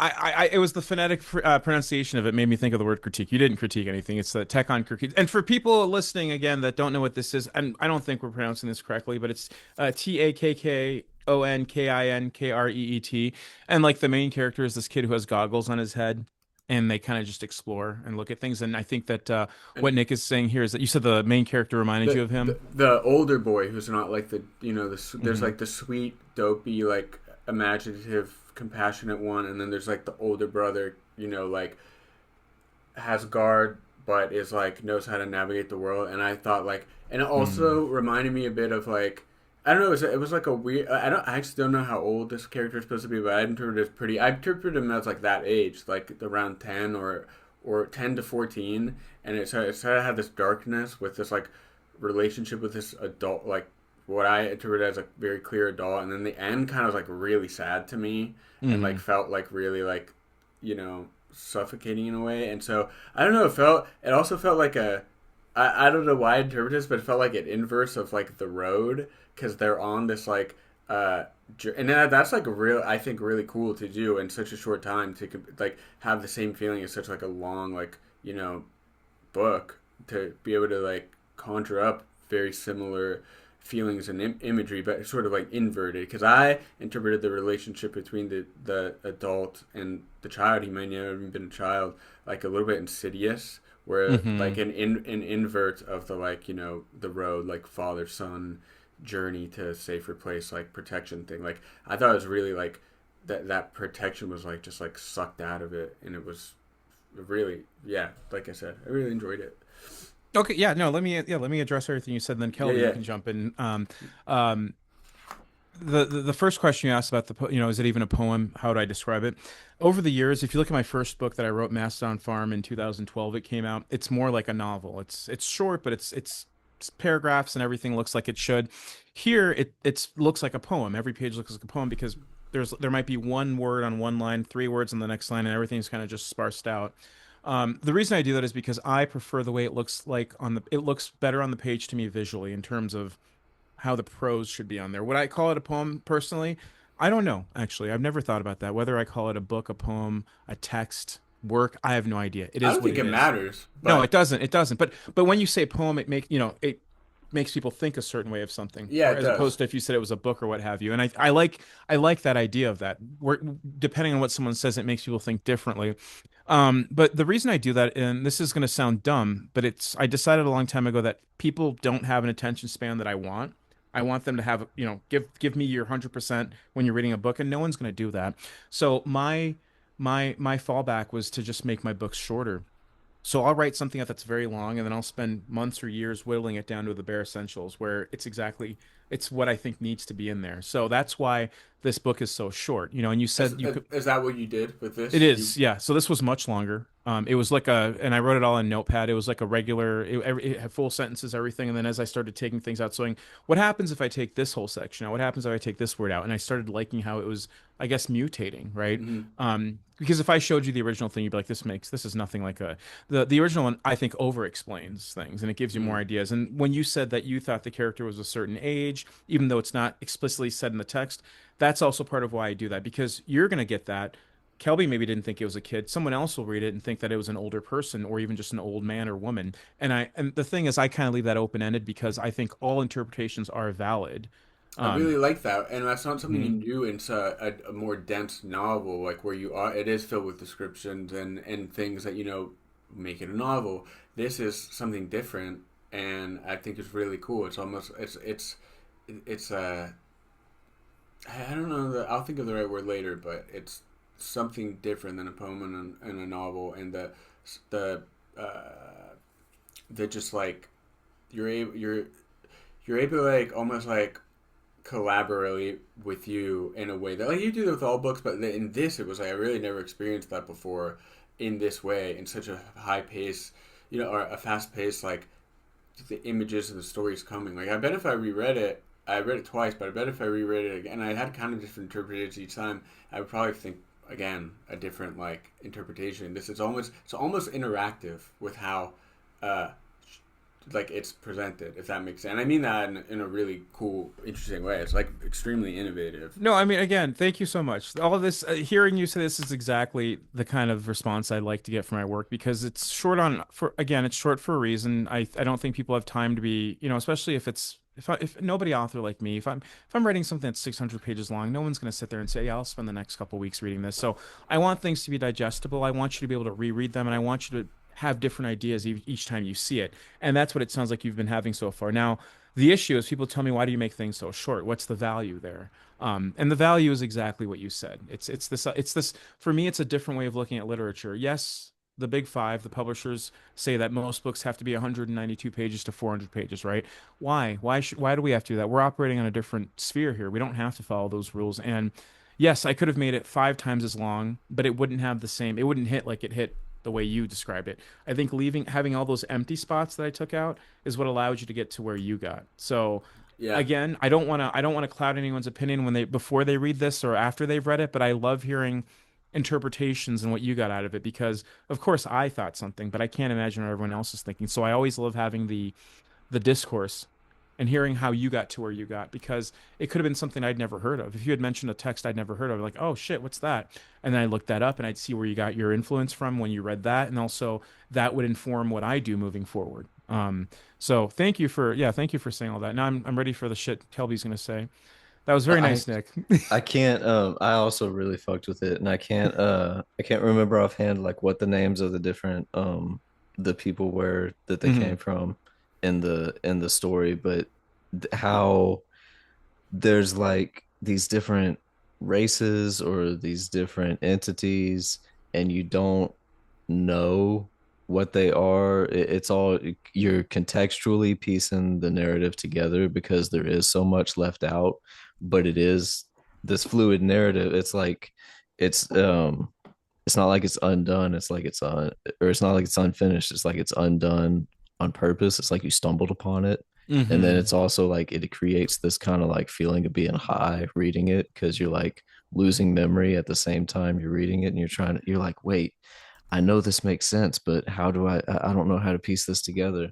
Um, Yeah.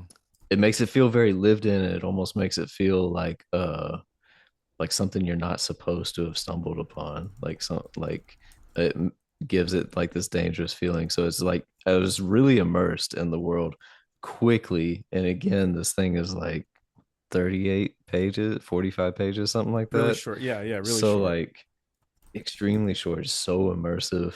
Um, I fucked with it heavy, and then I really, really fucked with the imagery. Like that's the whole nature jungle mixed with like yeah, it looks super really cool. psychedelic, super cyber shit. Like that's some of my favorite imagery just in general. I look that shit up all the time. That's one of the main reasons I wrote my cyberpunk hillbilly novel Mercy was because I just like, you know, redneck hillbilly shit mashed up with and woods and trees and deer Hmm. mashed up with uh mech arms and holograms and shit like that. I just really like that imagery.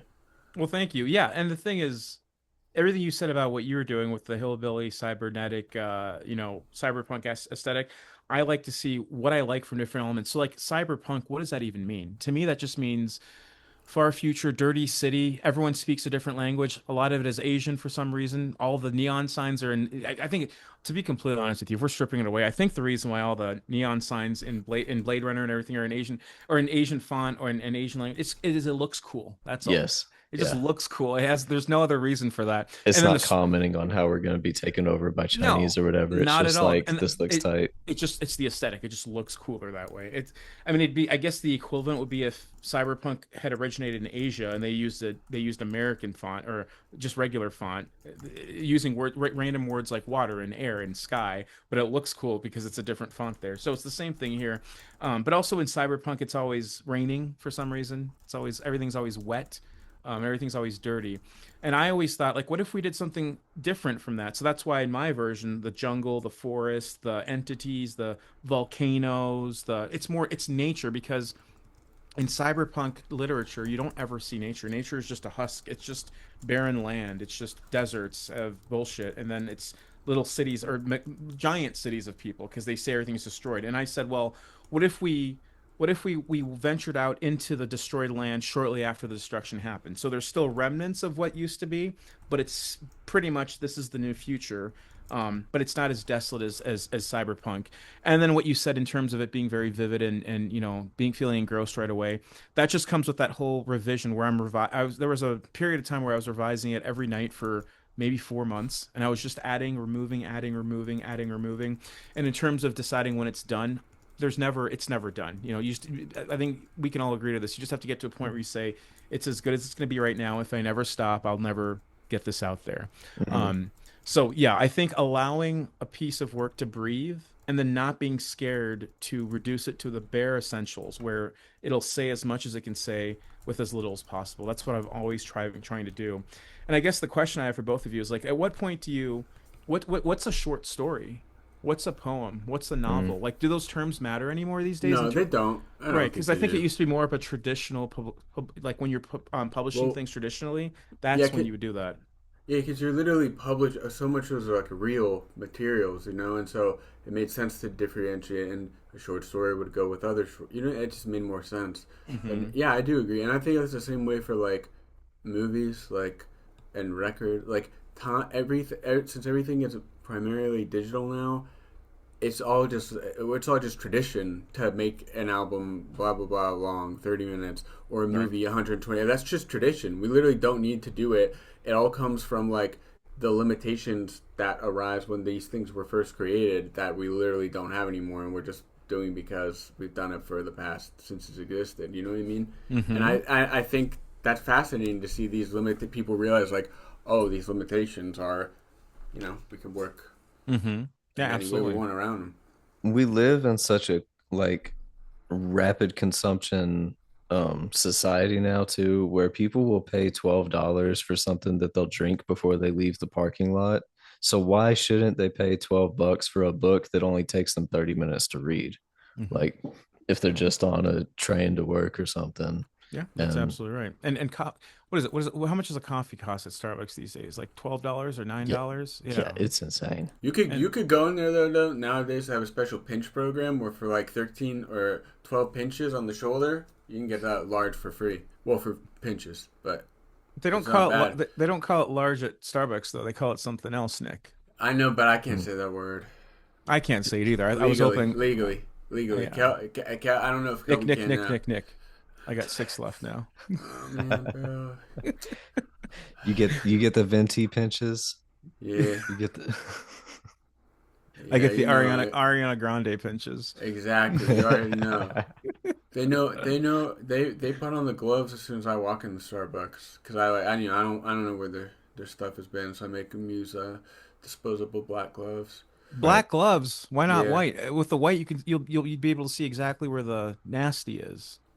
No, with the black, I like it because It I looks like to cool. think. Yeah, it looks cool, and I like to think that it's like enforced with a little bit of like dark energy with the pinch, like, Mm. and so I'm like I'm going, then I'm going into work, and I can like push a table with my shoulder if need be, but it hasn't happened yet. But Hell anyway, yeah. anyway, No, no, I like what were that. you I like saying? that. I was, I was talking about, I ran into a door with my shoulder today, but I didn't have dark Yeah, energy. are you okay? So, no, but I'll be fine. Thank you. I ordered two of those special waters from those kids. They said they're going to send to me.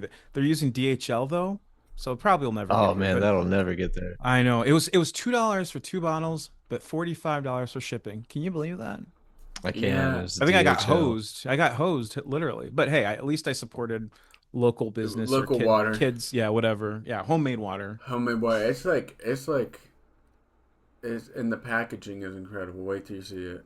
They're I will. great. Well, They're great graphic designers. These kids. perfect. Well, I mean, the only reason I did is because I was, since I'm selling this new book that's coming out, I'm able to fund it with the pre-orders. Otherwise, I wouldn't have been able to do it. So it's all Good. good.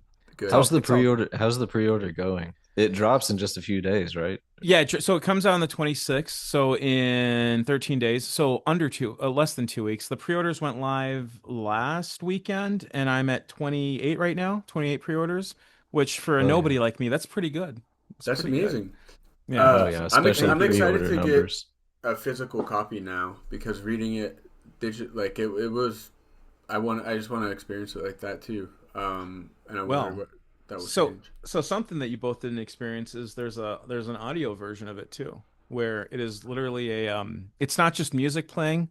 It's narrated, but it's narrated like as if it's happening. It's not just a narrator talking. So it's like you're listening to a movie, but Hmm. again, the way you both described how it made you feel, I think the way I created it sounds like you're actually in it and it's happening. And there's like, Oh and I did yes. all the everything, the music, there's That's interludes, very there's sound cool. effects, but also it sounds fucked up because I did it because I don't want things to sound clean. I don't want things to Yeah. be, crystal clear. And this added also to why it took so long to make this, but I finally got to a point where I liked it.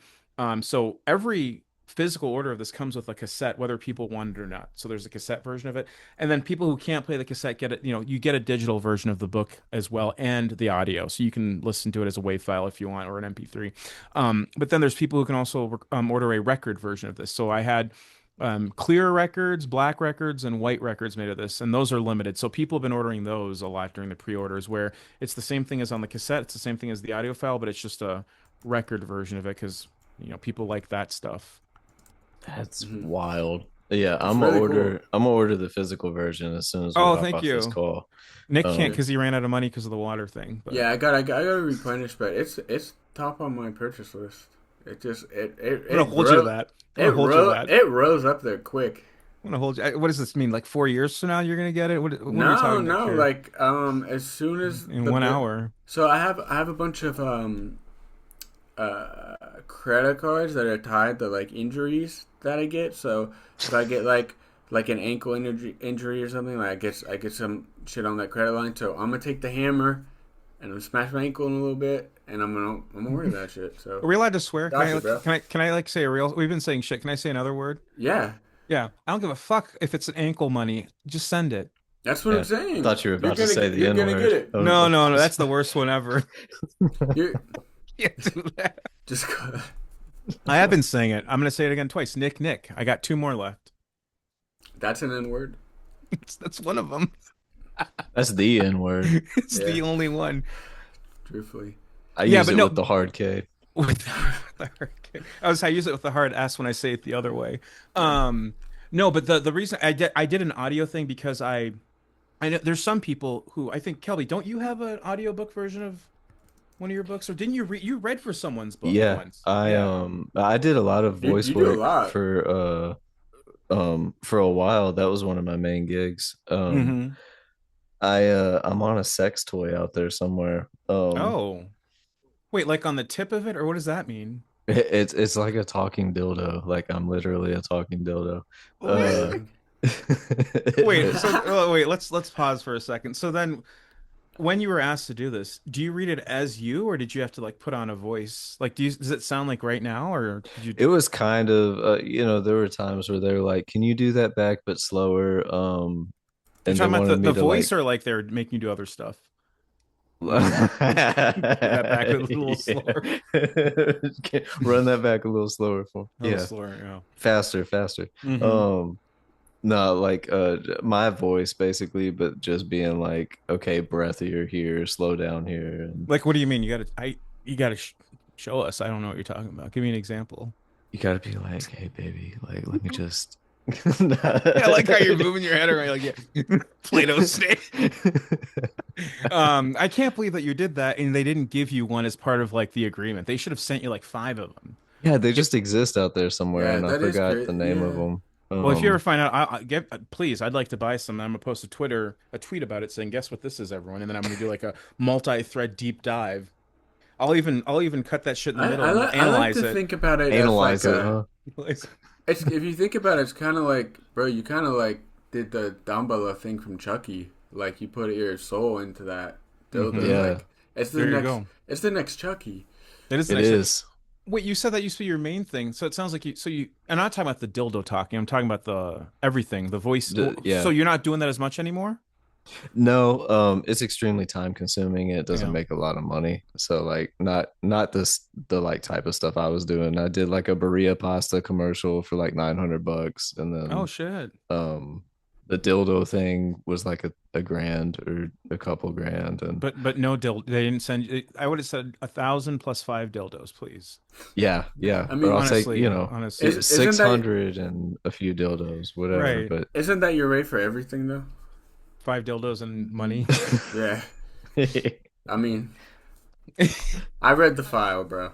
I didn't know. First, let's just rewind quickly. I didn't know that people looked for dildos that talk to you. That's a thing. I think it used to be.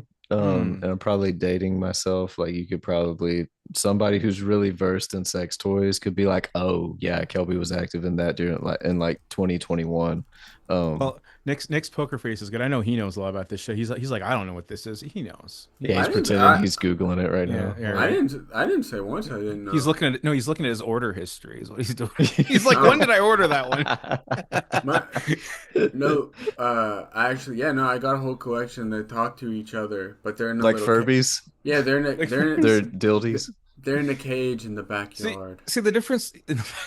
The difference with me is I don't need it to talk to me. I want the cheapest one that gets the job done. I don't need any movements. I don't need the little twirl thing. Just give me one that won't break inside, looks good, so that I can like display it. And people say, "What's Yeah, that?" I'm like, "That's my thing." I don't need it to talk though. But I guess if I had Kelby's voice, yeah. I maybe. know it. I feel that the only thing I think like that should stay away from dildos is like don't ever put like a little hat with colors and a spinny top on it. I No, don't because think then that it's should gonna ever get. go on. Yeah, you'll never see it again after the Yeah, first time I use it. It's yeah. Hmm. gone, gone. That hat's out of here.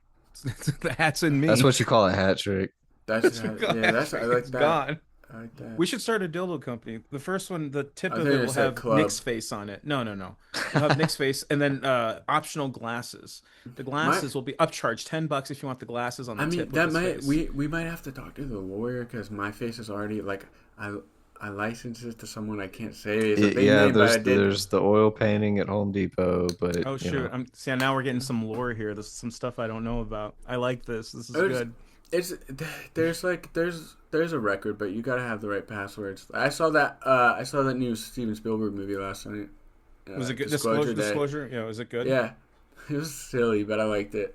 I liked it. It was He's always silly. Schindler's List was silly, but it was good. yeah. I never seen yeah, Schindler's List. those numbers on that list were pretty high, but it was, I That was a like bad that over joke. the top, You're gonna you have to know. cut that. I'm gonna get canceled. You gotta cut that out. Can't include that on there. But I think people just get canceled just for coming on here. So it's They like really do. I mean, that's why it's called agitator, right? Actually, let me ask you this. Do What they? Do people get canceled anymore? Really? a I think couple I have, mean, but that's I feel like lame. the bar raised like again like to where like you know have to do something pretty bad and wait, it's they got nonsense. canceled. They got canceled for something they said on the podcast, or they were just on the podcast and then eventually they got canceled. Now being affiliated, but really it's less being Oh, affiliated with us, I feel, and more the people that they affiliated with who thought that was worthy of not fucking with them you're anymore. being so cryptic right now. I don't know what we're talking about. We can talk about this offline. I didn't realize that. I didn't realize these controversies still happen with online lit stuff. Come They on, don't everyone. anymore. I think it's a badge of honor to come on the show, really. Mm-hmm. I mean, after 300 episodes in 5 episodes, that's amazing. You already know who you're gonna have for the 300th episode? Nah. Okay. Nikki's mom, maybe. Maybe she's it's possible she may make an appearance. I have to talk to a couple of the guys down at the Tell rec her center. she'll get to meet the guy whose voice is on her dildo. I mean, She nah, she's all closed up. She had that shit stitched up right after I came out. oh damn. Like all of it? Not she didn't Yeah, even leave like one stitch undone? yeah, no, and so my brother and sister had to like crawl out of her mouth Damn. couple years later because I came out. She was like, "Doc, stitch that shit up right now," and they came in. They did, and they used industrial stitches, like steel stitches. Well, no, it wasn't stitches really. It was like It was like number a three really rebar. yeah, and it He was Like, would know like he would know. uh, and they fused it That's some together. strong shit. They had to create a whole another mechanism for her to go about her business, getting rid of her waste and stuff. So, but no, she's actually a medical marvel. Do you and her get along these days or Um, Yeah, no, I mean, I marvel at her medically because she that's I, like her I'm thing. I marvel at you medically. I get what you're saying. I appreciate that, bro. No one says that to me enough these I days. know they think it. I'll say it. I like Thank you. you, It's good. Yeah. bro. Do you like Steven Spielberg? I mean, how can you not? He was making movies before we all existed, and he's still Yeah, making movies. And it was yours, endearing. I like the movie. It was endearing. I was like, he's so yeah, fucking old. I was like, he is. there's a part. It's not really spoiler. It's literally called Disclosure Day, so you know like that's gonna happen.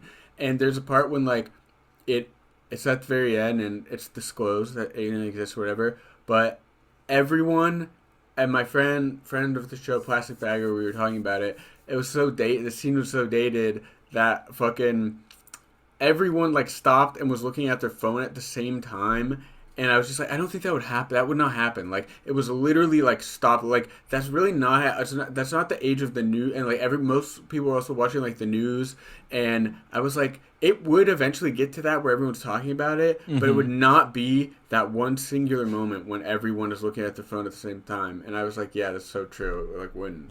And I was That like, you know what I mean? that's movie magic, though. You have to Yeah, no, I suspend know. disbelief. Also, does a picture of Plastic Bagger exist on the internet? Does anyone know what Plastic Bagger looks like? I've It's a got some. side question.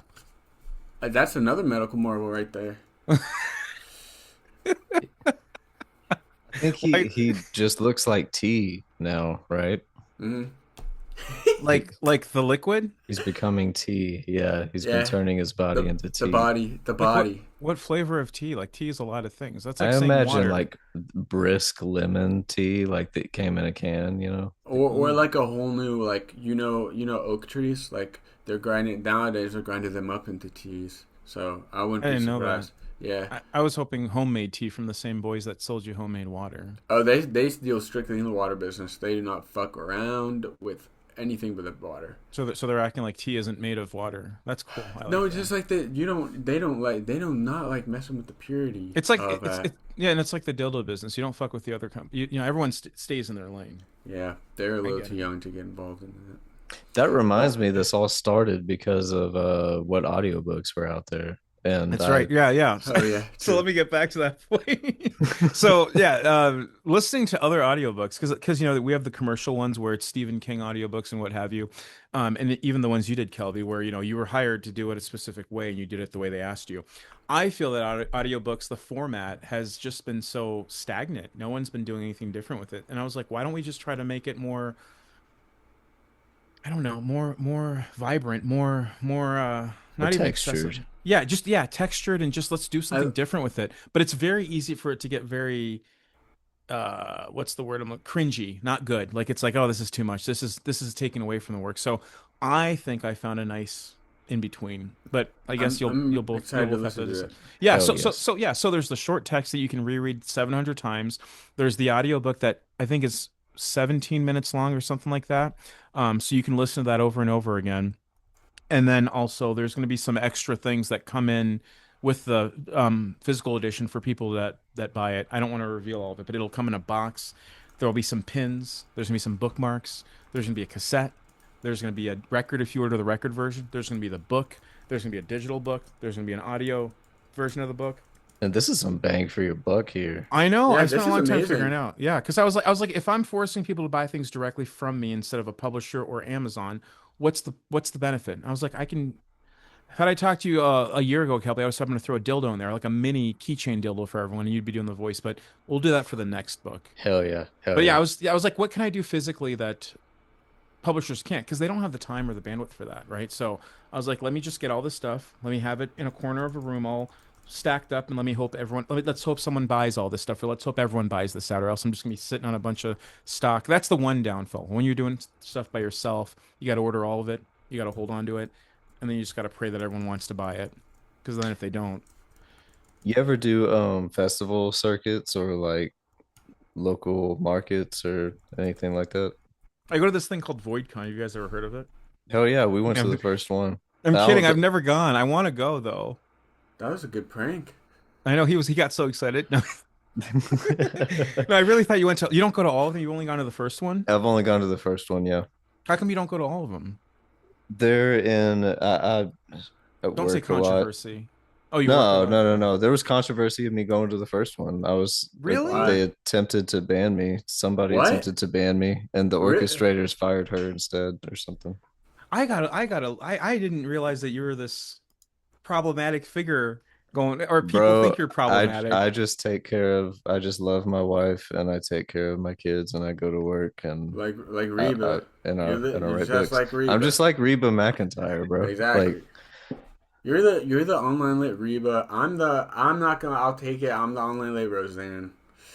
oh, bro, Yeah, you I know. 100% are. Yeah. I know Roseanne. she's fun. She's funny as hell sometimes. She says some crazy shit that I would never say, but Now you get wild on that Ambien too, but yeah. I I guess Roseanne. I'm like Paula Dean then. I guess if we're comparing ourselves, But that's did she have a hell yeah. sitcom? she has, no, she had good ass knives, and when she got canceled, I went to Walmart and bought a bunch. Oh yeah, she did get canceled. Yeah, Hell they were yes. on discount for like 99 cents. They were Really? like 50. Yeah, they were like $50 knives. That's Literally good. 99 cents. Yeah, I That still have Paula them. Dean shit was flying off the racks. They were like, "Get this shit out. We don't want any of this anymore." I was like, "Everyone calm down. The shit's still good. It's still That's good." That's like Martha Stewart, But I think it was always cool to be into Martha Stewart, right? It just made it like, Well, now, yeah, now she's more legit. She's got street cred. That's why she has wine with Snoop Dogg. They call it crime or something, crime wine or something. It's called literally 15 crimes or Yeah, there 18 you go. So, crimes. so yeah, hell yeah. her downfall only elevated her. She went to prison, got out, and then she became the Phoenix. She had a 2.0 to her career, and she's doing more things now than she ever would have done before. She's the white lady with street cred who cooks food. Hell yeah. What what more could you want? I wouldn't want anything more if I was them. But yeah, so the audiobook, that's why I think people will be surprised with the amount of physical goods they are getting because I make it seem as if they're only getting a book and a cassette and that's it, but there's actually like 90% more. There's more, a lot more happening. Just already like the book is a beautiful like physical work of art in itself. Oh, Plus a thank great you. narrative. And then the I'm excited to listen to it and read it and experience that all over again Me too. because it's a very Thank you. psychedelic experience. Thank you. I really appreciate that. But Both of Where you. can where can oh, yeah, people go ahead. find your shit? So I can send you, so there's my website where it's just mikeklein.bigcartel.com. That's where they can order the book. That's actually the only website I have. Other than that, social media, I have Instagram. I think my handle is the Fancy Mike, so TheFancymike. That's for Instagram. And I think it's the exact same thing for Twitter/X. I don't really use anything else, but if people like to have discussions on Twitter, if they at me, is that what you still say these days? I think I will respond. Um, right now for the book, if you order it from my website, which is the only place you can order it, everything is $5 off during the pre-order phase. After June 26th, when the book comes out, everything will go up $5. What did you say your website? It's Mike. So my first and last name, Mike Klein, MikeKleine dot big cartel BIGCARTEL.com. Hell yes. Everybody rush out for that. It's Rush, rush, rush. got the full throated agitator endorsement. Um but yeah, Mike, thanks for coming on. Thanks for It having was me. great talking to you, man. Yeah, even Nick, I ended up liking you, Nick. At first I was like, but I like you. I like you a lot. What does that mean? Nah, I'm, that's actually very common. I'm Nah. playing your game with you. Are we still recording? Is there like an Yeah. off-screen moment? Do we get like a behind the scenes Um, situation? Yeah, we'll stop and we can go off we'll record stop at chat. the gas station on Highway 6. That's that's the next stop. Yeah. All right, Well, everybody. thank you for having me. Hell yes. Usually we Pleasure. stop whenever I figure out how to stop recording because I always forget that part.